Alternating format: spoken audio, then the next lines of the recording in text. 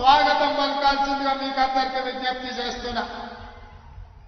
అదేవిధంగా ఈ కార్యక్రమంలో జాతీయ ప్రధాన కార్యదర్శి కేసీ వేణుగోపాల్ గారు కూడా పర్యవేక్షించడానికి మొన్నటి ఎన్నికలలో ఇందిరమ్మ రాజ్యాన్ని ఏర్పాటు చేయడంలో మమ్మల్ని అందరినీ సమన్వయం చేసి ప్రభుత్వాన్ని ఏర్పాటు చేయడానికి తన కృషి చేసి ఈ రోజు కూడా ఈ వేదిక మీద కేసీ వేణుగోపాల్ గారు ఉన్నారు.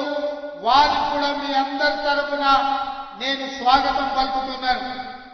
మన రాష్ట్ర ఇన్ఛార్జ్ దీపాదాస్ మున్సి గారు నిన్న మొన్న విదేశీ పర్యటనలో ఉండి ఈ కార్యక్రమాలను పర్యవేక్షించడానికి నాకు కొంత సమయం దొరకకపోయినా ఈనాడు ఇంత పెద్ద ఎత్తున ఎల్బీ స్టేడియంలో కార్యకర్తల కాంగ్రెస్ పార్టీ కుటుంబ సభ్యుల సమక్షంలో ఇంత గొప్ప కార్యక్రమాన్ని ఏర్పాటు చేసి విజయవంతం చేసినందుకు దీపాదాస్ మున్సి గారికి కూడా మీ అందరి తరఫున వారికి కృతజ్ఞతలు తెలియజేస్తున్నా. అదేవిధంగా కాంగ్రెస్ పార్టీ కార్యనిర్వాహక అధ్యక్షులు, ఉపాధ్యక్షులు, జాతీయ కార్యదర్శులు, సిడబ్ల్యూసి సభ్యులు, రాష్ట్ర మంత్రివర్గ మిత్రులు, శాసన సభ్యులు, జిల్లా పార్టీ అధ్యక్షులు, మండల పార్టీ అధ్యక్షులు, గ్రామ కమిటీ అధ్యక్షులు, ప్రాణ సమానులైన బూత్ స్థాయిలో మొన్నటి ఎన్నికల్లో గెలిపించిన కాంగ్రెస్ పార్టీ సైనికులైన మీకందరికీ మనస్ఫూర్తిగా ధన్యవాదాలు, కృతజ్ఞతలు తెలుపుతున్న మిత్రులారా, ఇవాళ పెద్దలు మల్లికార్జున్ ఖర్గే గారు రేవంత్ రెడ్డి తెలంగాణ ముఖ్యమంత్రి అని ఈ వేదిక మీద పిలిచినప్పుడు ఈ కష్టం, ఈ శ్రమ, ఈ పదవి, ఈ హోదా మీ రక్తాన్ని చెమటగా మార్చి మీరు కఠోరమైన దీక్ష చేసి వీరోచితమైన పోరాటం చేయడం వల్లనే ఈ తెలంగాణ గడ్డ మీద కాంగ్రెస్ పార్టీ జెండా ఎగరేయడం వల్లనే మీరేమంటే ఈ రోజు ఇక్కడ నిలబడి తెలంగాణ రాష్ట్ర ముఖ్యమంత్రిగా ఈ రోజు గౌరవించబడుతున్నాడంటే మీ అందరి అభిమానం మీరు గుండెల్లో పెట్టి చూసుకొని మీ భుజాల మీద మోసింది కాబట్టి ఈ రోజు ఇంత గొప్ప గౌరవం దక్కింది. మిత్రులారా, ఇవాళ మీకు ఒక మాట గుర్తు చేయదలుచుకున్నా. మన నాయకుడు శ్రీ రాహుల్ గాంధీ గారు కన్యాకుమారి నుంచి కశ్మీర్ వరకు మంచు టెండల్లో, మంచు కొండల్లో 150 రోజులు 4000 కిలోమీటర్లు అలు పెరగకుండా ఎంత కష్టం వచ్చినా, తుఫాను వచ్చినా, ఎవరు అడ్డం వచ్చినా ఆగకుండా కన్యాకుమారిలో మొదలుపెట్టిన పాదయాత్ర కశ్మీర్ వరకు కొనసాగించి ప్రపంచం దృష్టిని ఆకర్షించిండు. వారు పాదయాత్ర మొదలుపెట్టిన తర్వాత మొదటి విజయం కర్ణాటకలో కాంగ్రెస్ పార్టీ జెండా ఎగరేసినాం. రెండవ విజయం హిమాచల్ ప్రదేశ్ లో కాంగ్రెస్ పార్టీ జెండా ఎగరేసినాం. మూడవ విజయం తెలంగాణ రాష్ట్రంలో ఈ గడ్డ మీద వారు పాదయాత్ర చేసిన సందర్భంగా మీరందరూ కష్టపడి విజయవంతం చేస్తే రాహుల్ గాంధీ గారి భారత్ జోడో యాత్ర ఈ రోజు తెలంగాణ రాష్ట్రంలో కాంగ్రెస్ పార్టీ ప్రభుత్వాన్ని ఏర్పాటు చేసింది. మిత్రులారా, ఇవాళ నేను మిమ్మల్ని అడుగుతున్నా, వాళ్ళ తాతలు ముత్తాతలు వజ్రాల వ్యాపారం చేసింది. వజ్ర వైదూర్యాలతో వేలాది కోట్ల రూపాయలతో ప్రపంచంలోని ఆగర్భ శ్రీమంతులుగా ఉన్న మోతీలాల్ నెహ్రూ, పండిత్ జవహర్లాల్ నెహ్రూ గారు ఈ దేశ ప్రజల కోసం స్వేచ్ఛనివ్వాలి, ఈ దేశ ప్రజలు స్వతంత్రాన్ని అనుభవించాలి, ఈ దేశ ప్రజలు తెల్లదొరల బానిసత్వం నుంచి విముక్తి కలిగి ఈ దేశంలో రాజులై వెలగాలి అని వాళ్ళ ఆస్తులను పణంగా పెట్టిండ్రు. సంవత్సరాల కొద్ది జైల్లో మగ్గిండ్రు. ఆ కాంగ్రెస్ పార్టీకి నాయకత్వం వహించి భారతదేశానికి స్వతంత్రాన్ని ఇప్పించి ఈ దేశంలోనే త్యాగం అంటే వాళ్ళ కుటుంబం అని నిరూపించింది. వచ్చిన స్వతంత్ర దేశానికి మొట్టమొదటి ప్రధానమంత్రిగా ప్రపంచానికే ఒక సుపరిపాలన అందించి ప్రపంచ దేశాలతో పోటు పడే దేశంగా భారతదేశాన్ని పండిత్ జవహర్లాల్ నెహ్రూ గారు తీర్చిదిద్దారు. వారి వారసత్వంతో వచ్చిన శ్రీమతి ఇందిరాగాంధీ గారు ఈ దేశ సమగ్రత కోసం, సమైక్యత కోసం, ఈ దేశాన్ని కాపాడడానికి తన చివరి రక్త పొట్టు వరకు ఈ దేశం కోసం ధారపోసి తుపాకీ తూటాలకు బలై నేలకొల్లిండ్రు తప్ప దేశ సమగ్రతను కాపాడడంలో ఒక్క అడుగు కూడా వెనక్కియ్యలే. ఇందిరమ్మ వారసత్వాన్ని పునికి పుచ్చుకున్న రాజీవ్ గాంధీ గారు, విదేశాలలో పైలట్ గా ఉన్న రాజీవ్ గాంధీ గారు, ఇందిరాగాంధీ గారు చనిపోతే అదరలేదు, బెదరలేదు, భయపడలేదు. ఈ దేశానికి నాయకత్వం వహించడానికి వారు వచ్చి ప్రధానమంత్రిగా ఈ దేశాన్ని ముందుకు నడిపించిండు. ఈ దేశంలో యువకులకు కంప్యూటర్ ని పరిచయం చేసిండు. ఈ దేశంలో యువకులకు 21 సంవత్సరాలకు ఓటు ఉంటే 18 సంవత్సరాలకే ఓటు హక్కుని ఇప్పించి ఇవాళ 18 ఏళ్ల పిల్లలు ఓటేస్తుండ్రు. ఈ దేశంలో ముఖ్యమంత్రులను, ప్రధానమంత్రులను ఎన్నుకుంటుండ్రు అంటే అది రాజీవ్ గాంధీ గారి గొప్పతనం, వారి త్యాగం ఉన్నది. మరి వారి బిడ్డ వారు ఈ దేశం కోసం ఏ త్యాగానికైనా సిద్ధమైన రాజీవ్ గాంధీ గారు మరణిస్తే, వీర మరణం పొందితే, తమిళనాడులో శ్రీపెరంబదూరులో నేల కొడితే శ్రీమతి సోనియా గాంధీ గారు భయపడలే.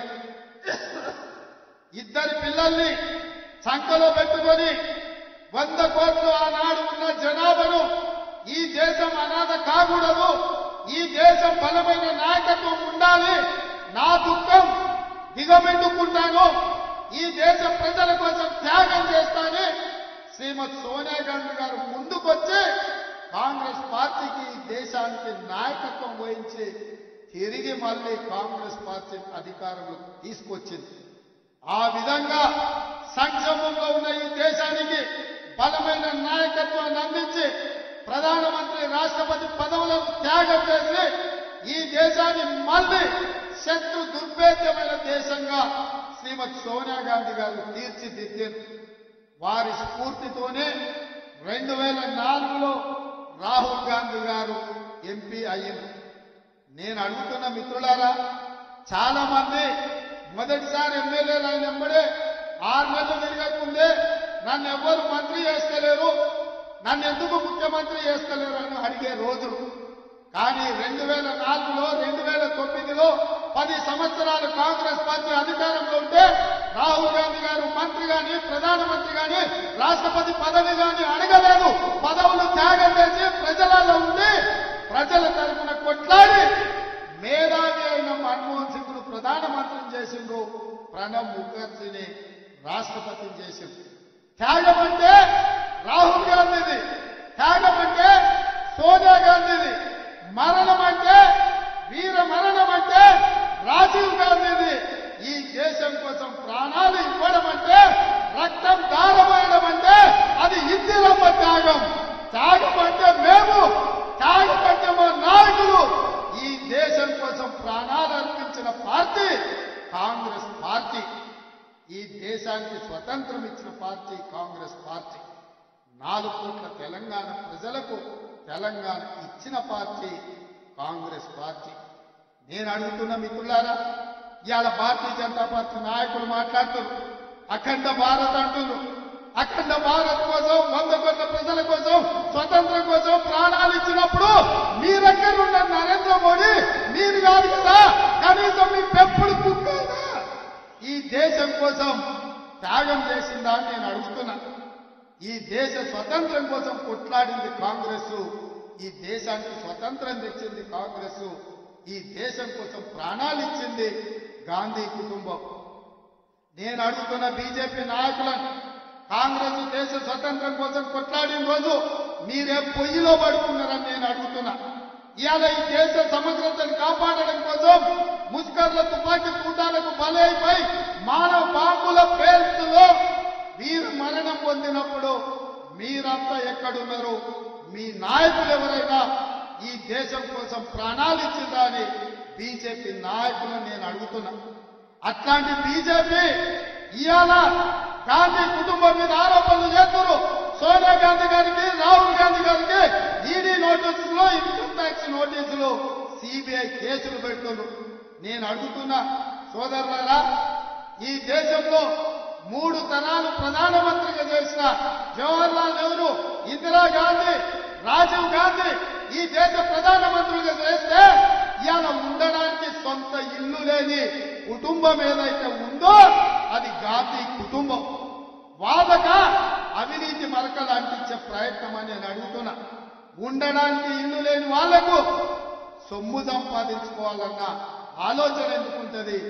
దేశం కోసం ప్రాణాలు ఇచ్చిన గాంధీ కుటుంబాన్ని ఇవాళ మోడీ ప్రభుత్వం అక్రమ కేసులు పెడుతుంటే నేను అడుగుతున్నా ఈ దేశ పౌరులను, నేను అడుగుతున్న మా మిత్రులను, తెలంగాణ బిడ్డల్ని, మన తెలంగాణ రాష్ట్రం ఇచ్చిన గాంధీ కుటుంబాన్ని మోడీ అవమానిస్తుంటే ఆ మోడీ పార్టీని ఈ తెలంగాణ గడ్డ మీద గెలవనిద్దామా, పొందబెడదామా? మీరు ఇవాళ ఆలోచన చెయ్యండి మిత్రులారా. ఇవాళ మన యుద్ధం దేశంలో మోడీతోనైతే సందర్భ సడమియలాక బిల్లా రంగాలు ఇవాళ ఊరూరు తిరుగుతున్నారు.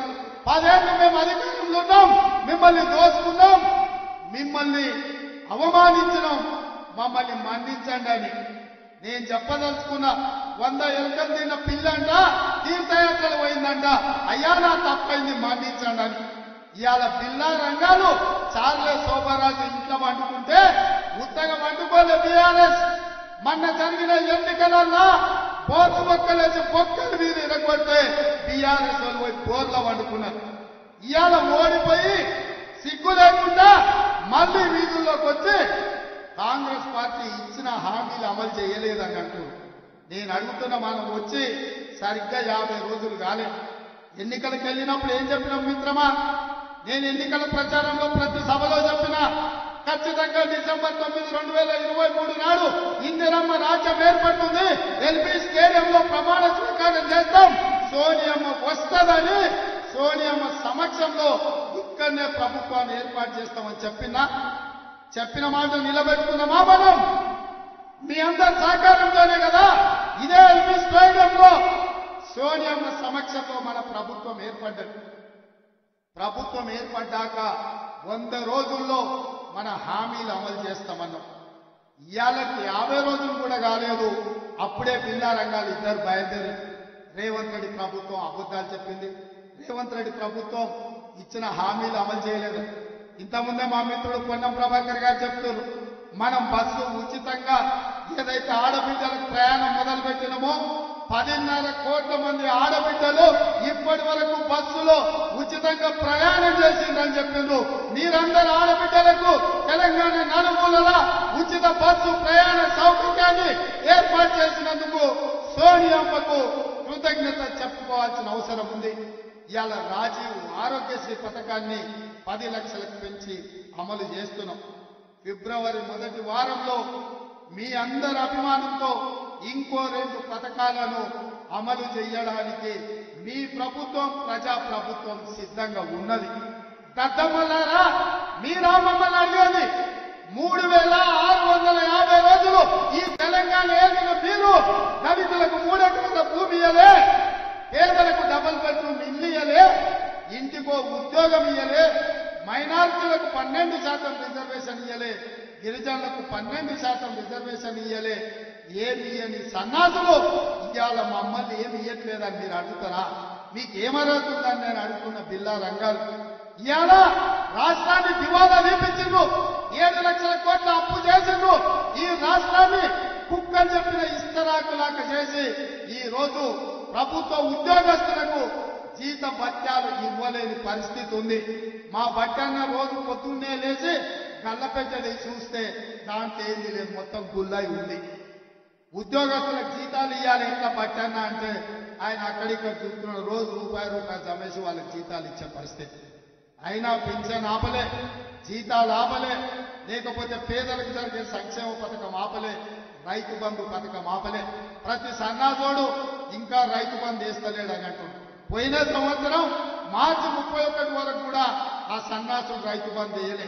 ఫిబ్రవరి ఆఖరి వరకు మొత్తం రైతు భరోసా పథకాన్ని వేసే బాధ్యత మనది.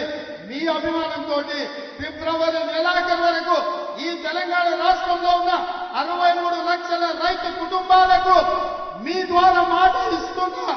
ఫిబ్రవరి ఆఖరి వరకు రైతు భరోసా ద్వారా మీ ఖాతాలలో నగదు బదిలీ చేసే బాధ్యత కాంగ్రెస్ పార్టీ తీసుకుంటుంది.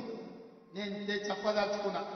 మిత్రులారా, ఒకవైపు సంక్షేమం, ఇంకొక వైపు అభివృద్ధి, మూడవ వైపు కేసీఆర్ చేసిన విధ్వంసాన్ని ఇవాళ మనం అంతా కూడా సరిదిద్దాలి.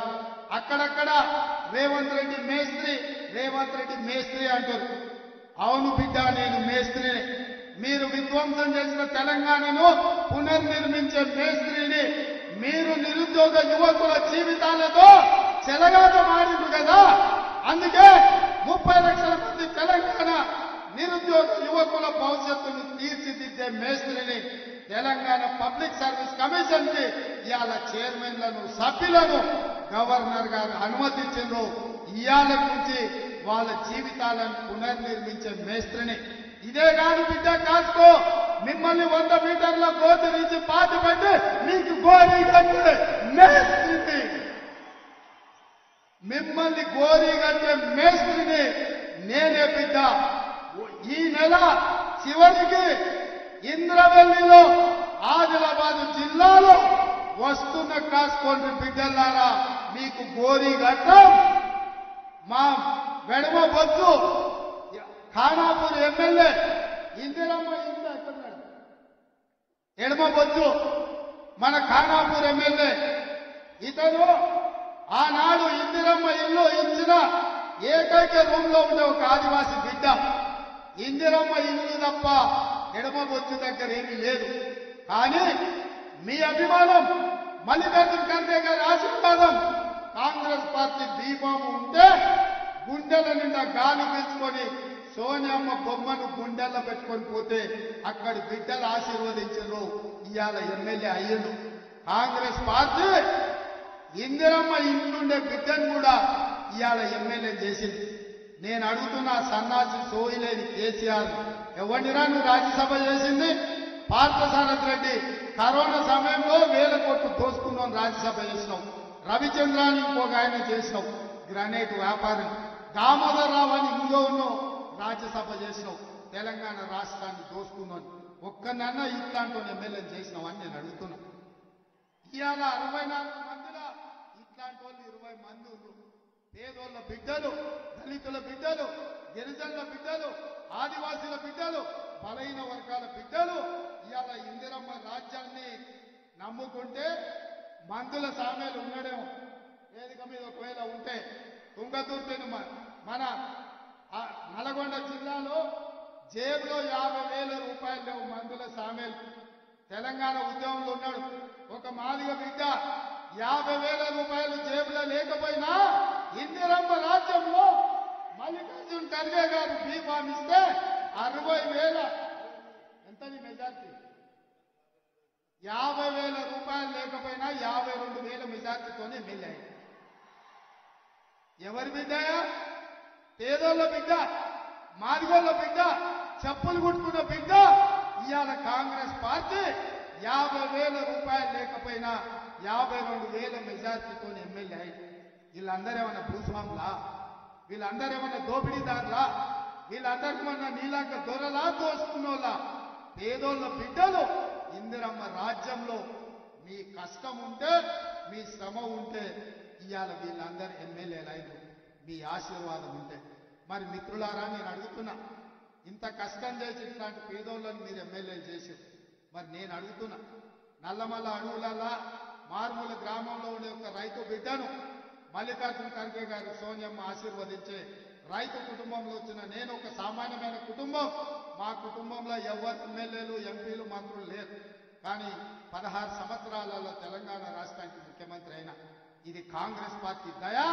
కాంగ్రెస్ పార్టీ అండగా నిలబడితే వ్యవసాయ కుటుంబం నుంచి వచ్చిన నేను కూడా ముఖ్యమంత్రి కాగలిగిన. కాంగ్రెస్ పార్టీలా ఎవరైనా ఏదైనా కావచ్చు. మల్లికార్జున ఖర్గే గారి గురించి ఒక మాట చెప్పాలి. ఆనాడు రజాకర్ల దాడిలో చిన్న వయసులో తల్లి చనిపోతే తండ్రి కొడుకును భుజం మీద వేసుకొని పక్క ఊరికి పోయి ప్రాణాలు కాపాడుకొని కష్టపడి చదివిస్తే గ్రామ కమిటీ అధ్యక్షుడి నుంచి మండల స్థాయి నుంచి జాతీయ కాంగ్రెస్ పార్టీ అధ్యక్షుడైండు, 9 సార్లు ఎమ్మెల్యే అయిండు, 2 సార్లు ఎంపీ అయిండు, ఒక్కసారి రాజ్యసభ సభ్యుడైండు. 56 ఏళ్ల నుంచి మొదటిసారి ఎమ్మెల్యే అయితే 50 ఏళ్ల వరకు ఒక్కరోజు కూడా ఓడిపోకుండా గెలిచిండు. ఇవాళ కాంగ్రెస్ పార్టీకి అధ్యక్షుడైండు. నిలువెత్తు 6 అడుగుల ఆజానుభావుడు ఇవాళ కాంగ్రెస్ పార్టీకి ఒక దళితుల బిడ్డ మనకు నాయకుడైండు. ఎందుకైంది ఇవాళ?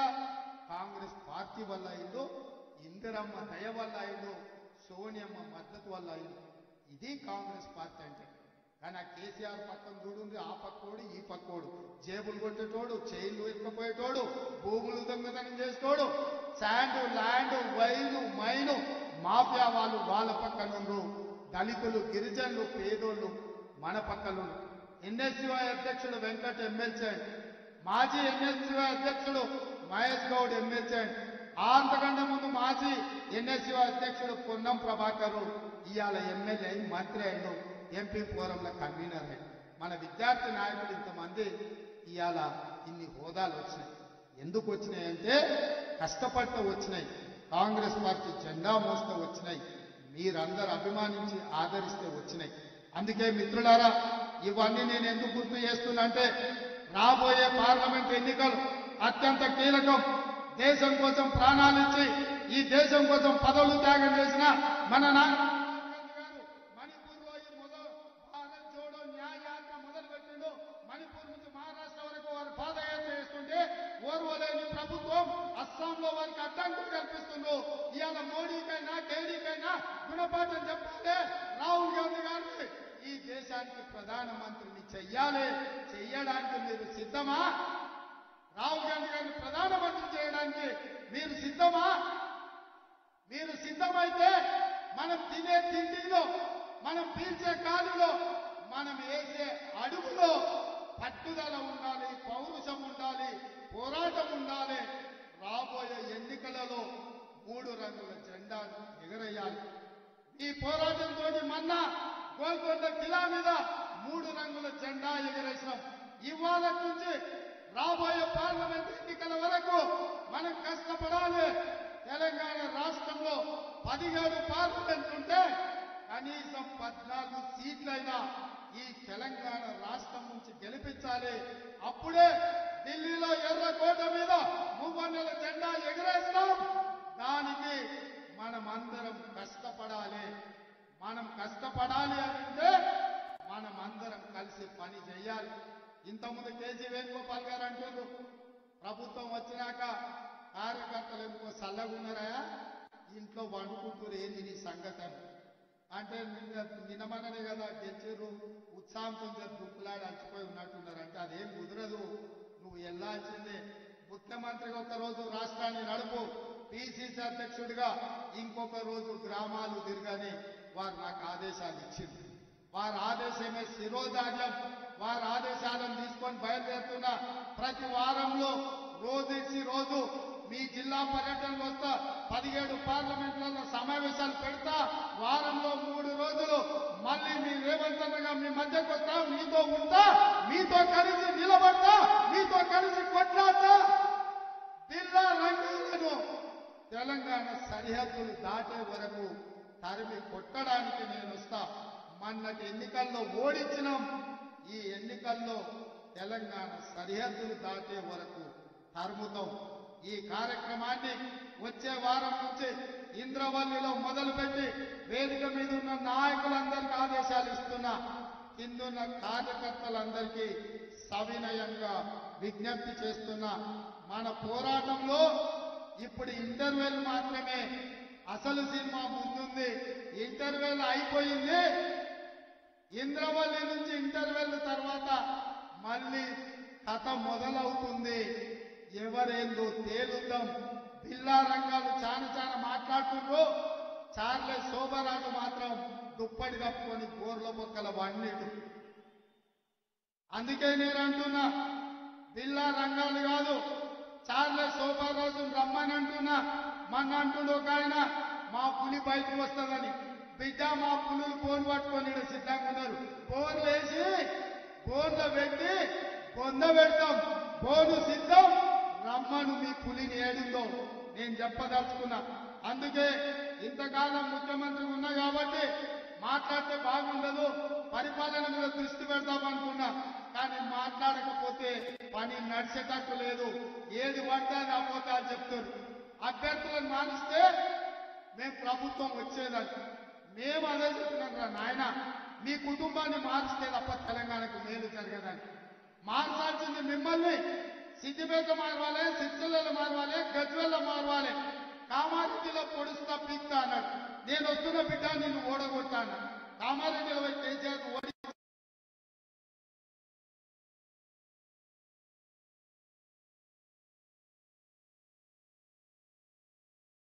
రేపటి ఎన్నిక మోడీ వేరు, కేడీ వేరు కాదు, రూపాలు మాత్రమే వేరు. వాళ్ళు ఇద్దరు ఒకటే, నాన్నకి బొమ్మ బొత్సు లాంటి వాళ్ళు. రేపు అప్పితప్ప ఒకటో రెండో కేసీఆర్ గెలిచిన ఢిల్లీకి పోయి మళ్ళీ మోడీకే ఇస్తాడు. ఎందుకంటే మారు పేరగాడు. కేసీఆర్ తెలుసు కదా, మారు పేరగాడు. ఈడ ఒక రూపంలో జమ చేస్తాడు, ఢిల్లీకి పోయి ఇంకొక రూపంలో అమ్ముకుంటాడు. మోడీ కేసీఆర్ వేరు వేరు కాదు. మోడీ మనిషి, మోడీ తాపదారే. ఈ కేసీఆర్ ఇవాళ మా క్రిస్టియన్ మైనారిటీ, ముస్లిం మైనారిటీ, తెలంగాణ ఉద్యమకారులకు నేను విజ్ఞప్తి చేస్తున్నా. కేసీఆర్ వాడే ప్రతి ఓటు పరోక్షంగా మోడీకి అవుతుంది. బీఆర్ఎస్ చేసే ఓటు మూసీలేసినట్టు అవుతుంది. ఇవాళ ఢిల్లీలో కాంగ్రెస్ జెండా ఎగరాలి, రాహుల్ గాంధీ ప్రధానమంత్రి కావాలి అని అంటే ఈడ 14 ఎంపీలు గెలవాలి. అప్పుడే ఈ దేశంలో మళ్ళీ కాంగ్రెస్ ప్రభుత్వం వస్తుంది. 10 ఏళ్ల నుంచి మోసం చేసిన మోడీని ఓడగొట్టాలి. ఓడగొట్టాలి అంటే మనం అందరం కష్టపడాలి. మరి మనం కష్టపడాలి అని అంటే మీరందరూ సహకరించాలి. మిత్రులారా, సిద్ధమా? సిద్ధమా? సిద్ధమా? మరి మీ అందరి తరఫున కేసీఆర్ కు, హరీష్ కు, కేటీఆర్ కు సవాలు విసురున్నా? వచ్చే వారం నుంచి మొదలు పెడతామా? మొదలైనా కేసీఆర్ కాస్కో, నీ ఆట మొదలైంది. కొన ఊపిరితో ఉన్నావు. ఆయుధ కూడా నీ పీక విసిరే బాధ్యత, నీ పార్టీని పొందబెట్టే బాధ్యత మా వాళ్ళందరూ తీసుకున్నారు. ఇదే కాదు, మీకందరికీ చెప్తున్నా, మనమిచ్చే 6 గ్యారెంటీలు అమలు చేయడానికి గ్రామ గ్రామంలో 5 మందితోటి ఇందిరమ్మ కమిటీలు వేస్తాం. ఇందిరమ్మ కమిటీలలో మీరు ఉంటారు. ఎవరైతే మన పార్టీకి ఈ రాష్ట్రంలో అండగా నిలబడతారో సంక్షేమ పథకాలు వాళ్ళకు చేర్చాల్సిన బాధ్యత మీదే. అందుకే ఇంత ఓపిక ఈ రోజు వచ్చి ఇక్కడ కూర్చొని ఈ సభను విజయవంతం చేసిన మీకందరికీ మనస్ఫూర్తిగా ధన్యవాదాలు తెలియజేస్తూ సెలవు తీసుకుంటున్నా. జై కాంగ్రెస్.